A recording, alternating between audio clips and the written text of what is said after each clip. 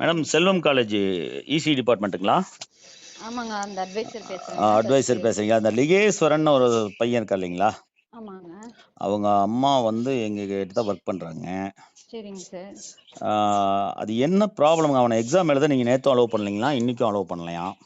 Sir fees pending இருந்தால் allow பண்ண மாட்டாங்க, அவங்களுக்கே தெரியுங்க சார். அவங்க இல்லை, அவங்களுக்கு தெரியறது ரைட்டுங்க.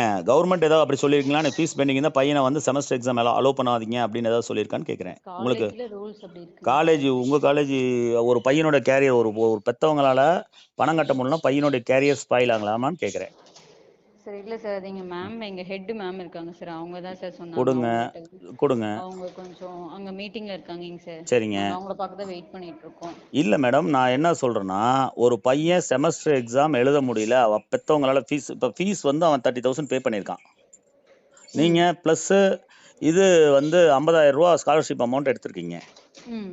ஸோ டோட்டலி 80,000 பே பண்ணியிருக்காங்க. இன்னும் எவ்வளோ ஃபீஸ் தான் நீங்கள் கட்டணும்னு சொல்கிறீங்க? சார் அவனுக்கான டியூஷன் ஃபீஸ் தான் சார் கட்ட சொல்கிறோம். அப்போ இது அவன் ஆல்ரெடி கட்டின 30,000 ரூபா என்ன ஃபீஸுங்க?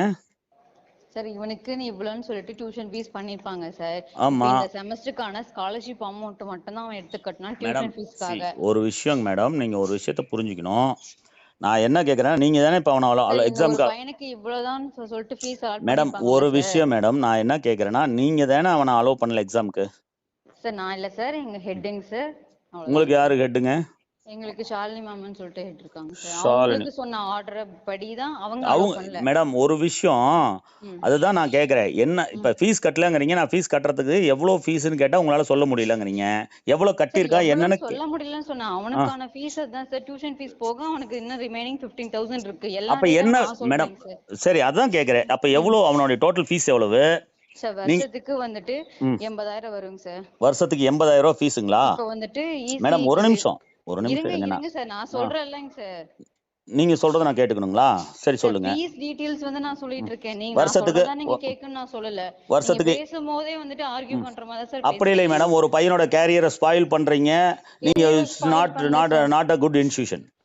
ஓகேங்களா? குட் இன்ஸ்டிடியூஷன் கிடையாது. பசங்க வந்துட்டு அதுக்கு ஏத்த மாதிரி புரிஞ்சு நடந்துக்கணும்ல. என்ன புரிஞ்சு நடந்துக்கணுங்க? 80,000 நீங்க ஃபீஸ் வந்து 80,000 ரூபாயா ஒரு வருஷத்துக்கு? 80,000 அப்படின்றது அவங்களுக்கு இப்ப எஸ்சி எஸ்டினா ஒரு அமௌண்ட்ங்க சார். மேனேஜ்மென்ட் கோட்டானா ஒரு ஃபீஸ்ங்க சார். நான் என்ன கேக்குறேன், லிகேஸ்வரனை பத்தி தான் பேசுறேன். சொல்லிட்டு நான் அட்மிஷன் ஆபீஸ்ல கேட்டு சொல்றேங்க சார். அப்ப அது ஃபீஸுமே உங்களுக்கு எவ்வளவுன்னு தெரியல சார். ஒவ்வொரு ஸ்டூடெண்ட்டுக்கு ஒவ்வொரு மாதிரி மேடம். நீங்க ஒரு ஸ்டூடெண்ட் தான் மேடம் வெளியில எடுத்துறீங்க எக்ஸாம் எழுத முடியாம. செமஸ்டர் எக்ஸாம் ஒரு பையன் செமஸ்டர் எக்ஸாம் என் கிளாஸ்ல 5 பையன் எக்ஸாம் எழுதல சார். அவனுக்கு நான் பதில் சொல்லிட்டு தாங்க சார் இருக்கேன். ஆமா, ஒரு செமஸ்டர் எக்ஸாம் எழுதலன்னா அது ஒரு சாதாரண விஷயமா?